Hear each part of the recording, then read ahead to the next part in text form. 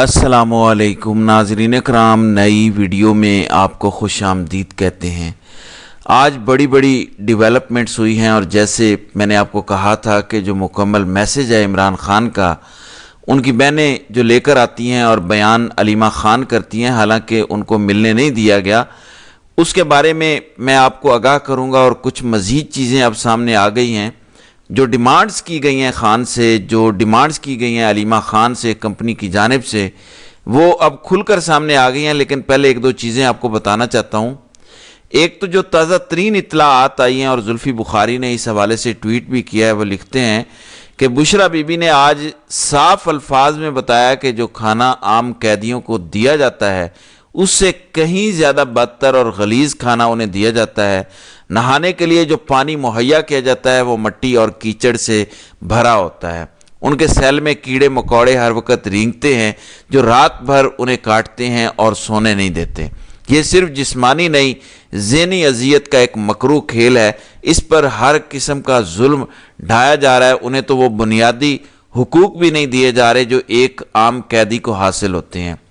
مقصد صرف ایک ہے، انہیں توڑنا، جھکانا، مگر وہ آج بھی خان کے ساتھ وفا اور عقیدت کی علامت بن کر کھڑی ہیں۔ یہ ظلم کی انتہا ہے اور اس پر خاموش رہنا انسانیت کے منہ پر تماچا ہے۔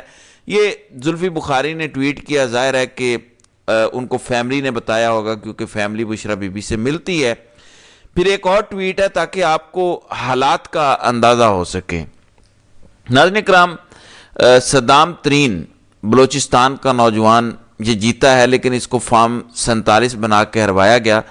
کہتے ہیں کہ افسوس، میرا ڈیتھ وارنٹ جاری کر دیا گیا ہے، وہ بھی داعش کے کھاتے میں ڈالا جائے گا۔ اگر مجھے کچھ ہوا یا میری فیملی کو کچھ ہوا تو ذمہ دار مقتدر قوتیں ہوں گی۔ جب 2024 کو میرے اوپر دھماکہ کیا گیا، اس پر مذمتی پریس ریلیز وائٹ ہاؤس سے جاری کی گئی اور الزام داعش پر ڈالا گیا۔ میری ریلی اور قتل کے لیے اجرتی قاتلوں کا سہارا لے کر الزام داعش پر ڈالا جائے گا۔ مجھے موت سے خوف نہیں، بس مجھے گم کھاتے میں نہ ڈالا جائے۔ اس کے بعد صدام ترین نے پی ٹی آئی کے آفیشیل اکاؤنٹ سے بھی ریکویسٹ کی ہے ٹیگ کر کے کہ آپ اس کو سنجیدہ لیں۔ بہت سارے لوگ ان کو کہہ رہے ہیں کہ ہم آپ کے ساتھ کھڑے ہیں، آپ نے بالکل پریشان نہیں ہونا۔ تو یہ حالات ہیں اس ٹائم۔ جو بندہ بھی سیاست میں ہے، بلوچستان کے لوگوں کو ووٹ کی طرف بلا سکتا ہے، اسے مارنا ہے، اسے فارم 47 پہ جیتنے نہیں دینا۔ لیکن جو پہاڑوں پر چڑھ جاتے ہیں انہیں غدار اور ملک دشمن کہنا ہے۔ آخر اب یہ چاہتے کیا ہیں؟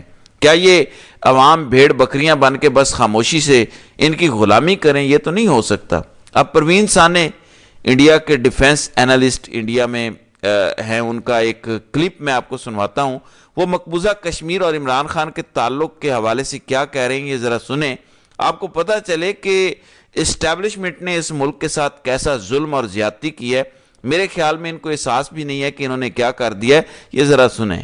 Now, the second thing, my second observation is that many people who met me, or rather the majority of them, they said that they had no hope of Pakistan today standing by the Kashmiris. And the reason they gave is that if Pakistan can jail the most prominent popular leader Imran Khan, then how can they expect the Pakistan establishment to stand by the Kashmiris? جی، کچھ سمجھ آیا آپ کو؟ مقبوضہ کشمیر کے لوگ جو پاکستان کے جھنڈوں میں دفن ہونا فخر سمجھتے تھے، آج وہ کہہ رہے ہیں کہ ہم اس اسٹیبلشمنٹ پہ کیسے اعتبار کر لیں جو خان جیسے عالمی لیڈر کے ساتھ یہ سلوک کر رہی ہے۔ تو خان کو جیل میں ڈال کے صرف پاکستان کا نقصان نہیں کیا گیا، بلکہ جو ہماری شارگ ہے، جو مقبوضہ کشمیر کے لوگوں کی امید ہے، وہ بھی توڑی گئی ہے۔ کس کی ماں پر کیا گیا یہ سب آپ بتائیں؟ آپ کو پتہ ہے کہ مایوس کیوں کیا جا رہا ہے مقبوضہ کشمیر کے لوگوں کو؟ تاکہ وہ ہر قسم کی جد و جہد چھوڑ کے انڈیا کی حکومت کو ایکسیپٹ کر لیں، انڈیا کے قبضے کو ایکسیپٹ کر لیں۔ تو یہ پاکستان سے سہولت کاری ہو رہی ہے۔ خان کو صرف اس لیے نہیں پکڑا گیا کہ لوکل معاملات ہیں، بلکہ عالمی بڑے بڑے معاملات کی خاطر خان کو جیل میں ڈالا گیا ہے۔ تو یہ معمولی بات نہیں ہے۔ دوسری جانب مودی کے حوالے سے راہل گاندھی نے کیا کہا، یہ ذرا سنیں۔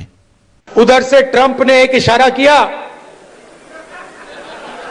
فون اٹھایا، کہا مودی جی کیا کر رہے ہو؟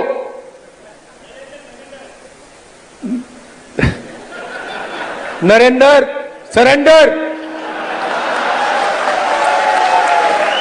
और जी हजूर करके नरेंद्र मोदी जी ने ट्रंप के इशारे का पालन किया। जी आपने सुना, इंडिया में इस टाइम ये बयानिया चल रहा है, सरेआम इंडिया में अपोजिशन के लोग ये बात कर रहे हैं कि नरेंद्र सरेंडर। क्या पाकिस्तान में कोई ये बात कर सकता है? इंडिया में हजार खामियां हैं, लेकिन वो बोलने की इस हद तक आज़ादी दे रहे हैं। इंडिया के सीडीएस को मैं आज सुन रहा था, यकीन माने एक प्रोफेशनल लग रहा था। पाकिस्तान कब वहां पहुंचेगा, कब बोलने की आज़ादी होगी? यहाँ पे कोई सच बोलता है, अगर कोई बात करता है तो उसको मुल्क दुश्मन और गद्दार करार दे दिया जाता है। तो ज़रा देखें कि नरेंद्र सरेंडर ये बयानिया बन रहा है, कांग्रेस बना रही है और भारतीय अवाम उसको एक्सेप्ट कर रही है, लेकिन कहीं उन्हें मुल्क दुश्मन करार देकर जेलों में नहीं डाला गया। मोदी से ज़्यादा इंतहा पसंद तो फिर हमारी इस्टेब्लिशमेंट है, क्योंकि हम नरेंद्र मोदी को एक इंतहा पसंद बंदा समझते हैं। वो आरएसएस का लाइफ लॉन्ग मेंबर है, उनकी आइडियालॉजी के बारे में सबको पता है, अब तो दुनिया से छुपा नहीं हुआ। आप यकीन करें कि हमारी इस्टेब्लिशमेंट मोदी से ज़्यादा इंतहा पसंद है। वहाँ वो कम अज़ कम बोलना बर्दाश्त कर रहा है, लेकिन यहाँ इनसे होता नहीं है। और इसका ज़रा सबूत सुने। आके मीडिया पे कई दफा बताया है, उन्होंने ये भी आके मुझे रिक्वेस्ट की थी, हमें आपको याद है, उसने आके कहा था कि आप मीडिया से ना बात करें जो मैं आपसे करती हूँ। ये एक सबसे बड़ा जुर्म ये भी है। मैंने कहा कि हम तो कोई बात नहीं करते, हम तो इमरान खान का पैगाम बड़ा सोच समझ के नोट्स बना के सोच के फिर लेकर आते हैं। तो उन्होंने कहा था कि आप ये पैगाम इमरान खान का बाहर मध्यम करके दे दें, ये भी एक रिक्वेस्ट थी। आप वी लॉगर्स को डिसोन कर दें, ये भी एक रिक्वेस्ट थी। आप कुछ दिन खामोश रहे। हाँ, अब मुझे कहा गया था आप कुछ दिन जेल में चले जाएंगे, आप थोड़े दिन कुछ दिन खामोश रहे। जी सुना आपने, इमरान खान का पैगाम मध्यम करके दें, वही काम बैरिस्टर गौहर करते हैं। ये अलीमा खान से भी कहा गया और कहा कि बोलेंगी तो आपको जेल में डाल देंगे। साथ कहा गया कि जो व्लॉगर्स हैं उनको डिसऑन करें, क्योंकि इससे इनको तकलीफ पहुंचती है। जैसी तैसी सही, भारत से ही थोड़ी सी जमहूरियत सीख लो, वहाँ पे इंतहा पसंद बंदे की हुकूमत है, वो भी इतना रैशनल है। हमारे फैसला साज तो इतनी भी रैशनैलिटी नहीं समझ सकते। ये तकलीफ दे चीज़ है कि किस कदर इंतहा पसंद तबका पाकिस्तान पर इस टाइम काबिज है।